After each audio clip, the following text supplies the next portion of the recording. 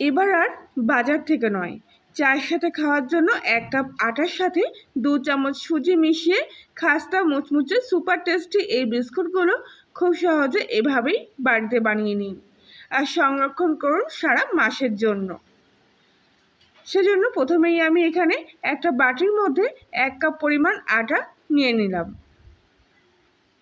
এবারে এর মধ্যে দিয়ে দেব 2 চামচ পরিমাণ সুজি। সুজিটা ব্যবহার করলে বিস্কুটের খাস্তা ভাবটা দ্বিগুণ হয়ে যায়। এবার আমি এর মধ্যে নিয়ে নিচ্ছি 1 চামচ পরিমাণ বেসন। আমি এখানে বাজারের কেনা বেসনই ব্যবহার করেছি। বেসন দিলে পরে বিস্কুটের কালারটা এবং স্বাদটা দুটোই কিন্তু বেড়ে যায়। এই সব কিছু দিলে পরে বিস্কুটগুলো খেতে এত সুন্দর লাগবে যে নিজেরাও কিন্তু বিশ্বাস করতে পারবেন না যেগুলো বাড়িতে বানানো নিজের হাতে তৈরি বিস্কুট।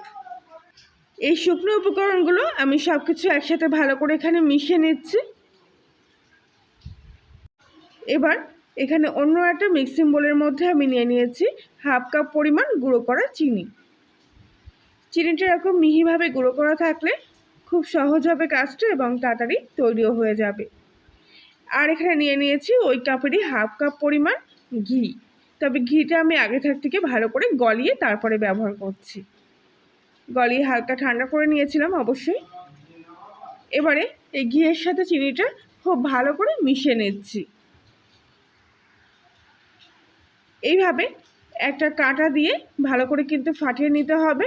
যদি আপনাদের কাছে এরকম হ্যান্ড উইশ না থাকে তাহলে কিন্তু আপনারা কাঁটা চামচও এক্ষেত্রে ব্যবহার করতে পারেন। খুব ভালো করে এইভাবে মিশিয়ে নিচ্ছি। এবার এর মধ্যে দিয়ে দিলাম কিছুটা লবণ। স্বাদ মতো অবশ্যই লবণটা দেবেন। আর সামান্য 1 চুটকি মতো বেকিং সোডা। আর এই চা চামচের 4 ভাগের 1 ভাগ পরিমাণ মতো বেকিং পাউডার আমি এর মধ্যে দিয়ে দিচ্ছি। যেহেতু কোনো ডিম ব্যবহার করছি না এখানে, তাই বেকিং পাউডারটা কিন্তু একটু বেশি দিতে হবে। এবারে সব কিছু একসাথে খুব ভালো করে এখানে মিশিয়ে নিচ্ছি। উপকরণগুলো যদি ঠিকঠাক পরিমাপ মেপে নেওয়া হয় তাহলে বিস্কুট একেবারে 100% পারফেক্ট হবে। যারা প্রথমবার নতুন বানাবেন বিস্কুট তারাও দেখবেন কত সুন্দর তৈরি হয়েছে। তো এবার সামান্য একটু এলাচের গুঁড়ো এর মধ্যে দিয়ে দিচ্ছি, এতে বিস্কুটের ফ্লেভারটা খুব সুন্দর আসবে। এবার এর মধ্যে 2 চামচ পরিমাণ নর্মাল জল আমি এর মধ্যে দিয়ে দিলাম। দিয়ে খুব ভালো করে আবারও এই মিশ্রণটা একসঙ্গে ফেটিয়ে নেব। এই সময় ব্যাটারটা যত ভালো করে ফেটিয়ে নেওয়া যাবে ততই কিন্তু বিস্কুটটা সফট আর একেবারে খাস্তা হবে, মানে মুখে দিলেই পুরো মিলিয়ে যাবে। তো ঠিক এরকম ক্রিমি পর্যায়ে হয়ে আসলে এবার এর মধ্যে আগে থেকে যে সুজি, আটা আর বেসনের মিশ্রণটা তৈরি করে রেখেছি এরকম একটা নেটের জালতির মধ্যে রেখে সমস্ত মিশ্রণটা আমি খুব ভালোভাবে চেলে নেব। আর অবশ্যই কিন্তু এই কাজটা একেবারে স্কিপ করলে চলবে না, নইলে কিন্তু বিস্কুটের ভিতরে জালিদার ভাবটা ভালো আসবে না। তো দেখুন এতটা কিন্তু আমার এই খিস বেরিয়েছে এর থেকে। তো এগুলো এইভাবে চেলে নিয়ে বাদ দিয়ে দিতে হবে। আর এবারে সব কিছু একসঙ্গে খুব ভালো করে মিশিয়ে নিচ্ছি। চামচ দিয়ে এভাবে খুব ভালো করে আগে থেকে তৈরি করে রাখা ব্যাটারের সাথে এই শুকনো উপকরণগুলো খুব ভালো করে এভাবে চেপে চেপে মিশিয়ে নেব। এখানে কিন্তু আমি আর কোনো জল ব্যবহার করব না। ওই যে ব্যাটার তৈরি করা হয়েছিল ওতেই কিন্তু সম্পূর্ণ মাখাটা আমার তৈরি হয়ে যাবে। আশা করছি আজকের এই সহজ বিস্কুটের রেসিপিটি আপনাদের ভালো লেগে থাকবে। ভালো লাগলে প্লিজ লাইক, শেয়ার, কমেন্ট করে জানাবেন। তো প্রায় মোটামুটি এটা কিন্তু মাখা হয়ে এসছে। তো আমার মনে হয় শেষ ফিনিশিংটা হাত দিয়ে মাখলেই ভালো হবে। তো আমি এবার হাত দিয়ে এই ডোটাকে মেখে এক জায়গায় করে নিচ্ছি। প্রথম অবস্থায় এরকম ঝুরঝুরে মতো মনে হলো, আস্তে আস্তে চেপে চেপে মাখতে মাখতে দেখবেন সমস্তটাই হাতের মুঠোর মধ্যে চলে আসছে। তো আমি এই বোল থেকে সমস্ত ডোটা এরকম হাতের মধ্যে নিয়ে এক জায়গায় করে নিচ্ছি, এতে সুবিধা হবে এগুলোকে এক জায়গায় করতে। তো এরকম একটা গোল বলের মতো করে নিয়েছি প্রথমে মন্ডাটাকে। আর দেখুন কত সুন্দর একদম গাটা মসৃণ প্লেন হয়েছে।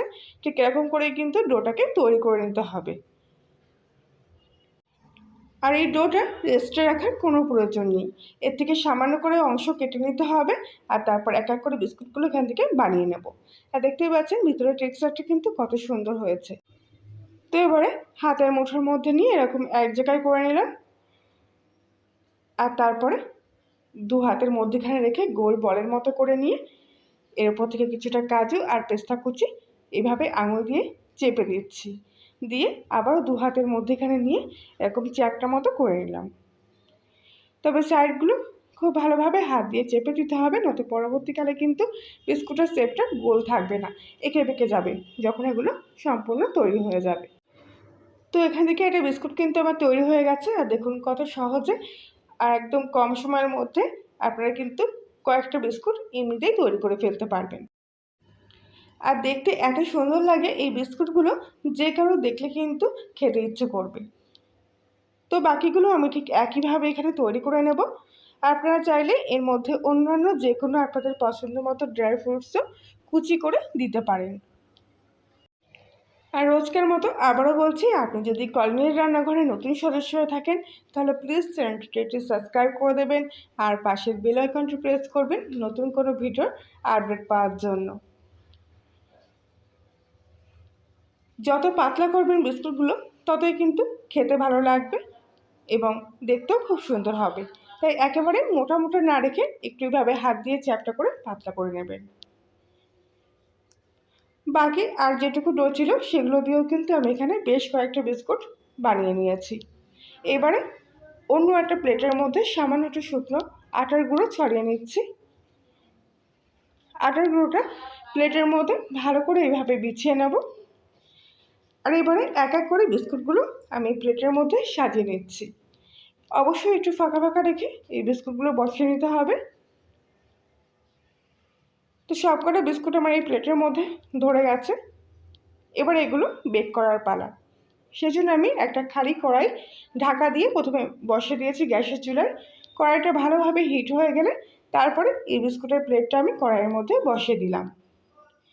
এবারে কড়াইটা ঢাকা দিয়ে দেব, আর গ্যাসের ফ্লেমটা প্রথম 5 মিনিট পুরোপুরি হাইতে রাখবো, আর তারপর আবারও গ্যাসের ফ্লেমটা একদম সিম আঁচে দিয়ে পুরো 25 মিনিট এই অবস্থায় আমি এগুলোকে বেক করে নেব।